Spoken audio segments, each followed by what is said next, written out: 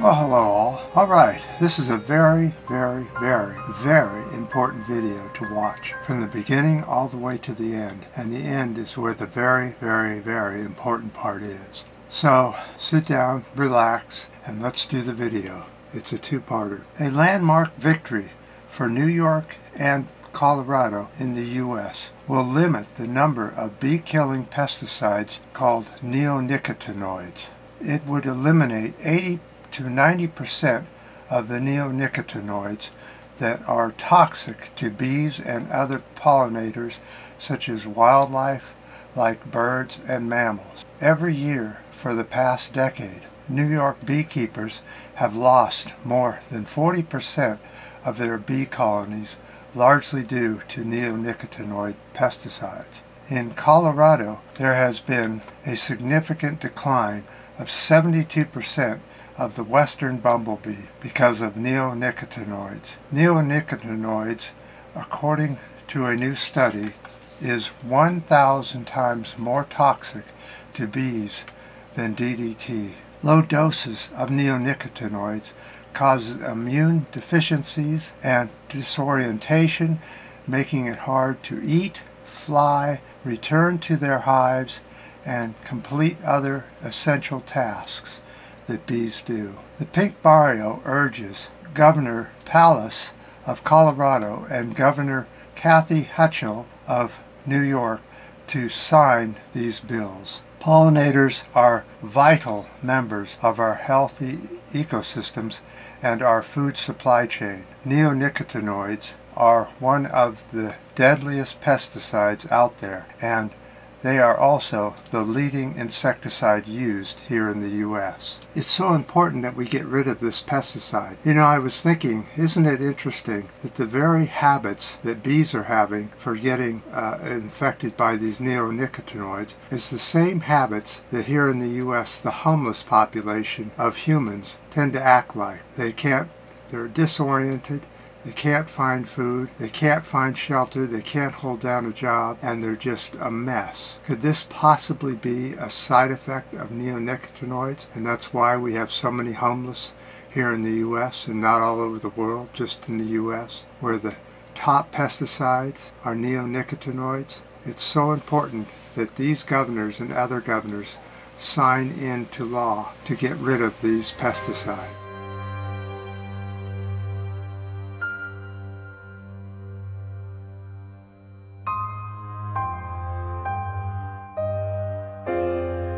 Now, the next part of this video is so important. Some people may get disturbed about it, but it is extremely important. I was reading on the internet a discussion about Donald Trump's stolen secret documents, top secret documents, and all the pictures that have come out with these documents. And one picture had people all up in arms, and that was this picture here. And as you can see where the arrows are, there are two types of boxes, brown boxes and white boxes. Now these boxes seem to be stored in a completely concrete bunker. Both the ceiling, walls, and floor are all concrete. So this must be in Mar-a-Lago, and the situation here is dire, because if you look behind the brown boxes, you will see what looks like, yep, a commercial printer. Oh, we just had a boil over on the stove. Our stove is so old that it turns itself up high even when it's on a medium or low setting,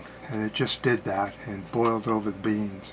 Made a big mess on the stove. So I have a giant mess to clean up after this. So anyway, this printer that seems to be behind the brown boxes I looked it up because I was getting more and more concerned about what I was hearing and reading. This looks like it might be a Canon Advance C5535i. So there's another thing that they were talking about, was how the boxes are identified with different colored tape. The brown boxes on the right hand side tend to have a green piece of tape on it, round tape, and then the boxes on the left are with a blue and red tape on them. Lots of speculation about, is the boxes on the left, the unprinted boxes, and the boxes on the right, the finished printed boxes. Now, these are considered top secret nuclear secret documents that the government came and got from Trump and took these pictures. Now, my question here is, what happened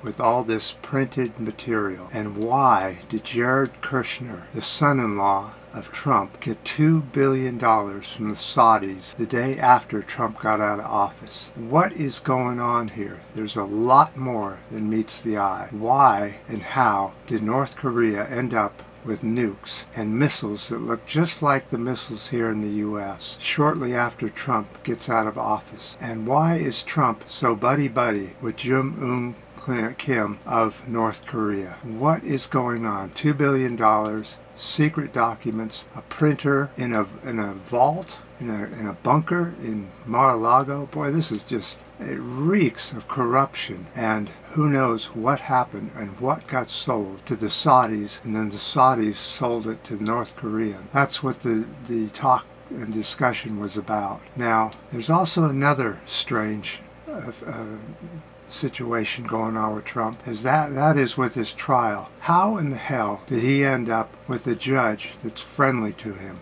The only judge in the U.S. that likes Trump and will do whatever Trump wants her to do, and he ends up getting her.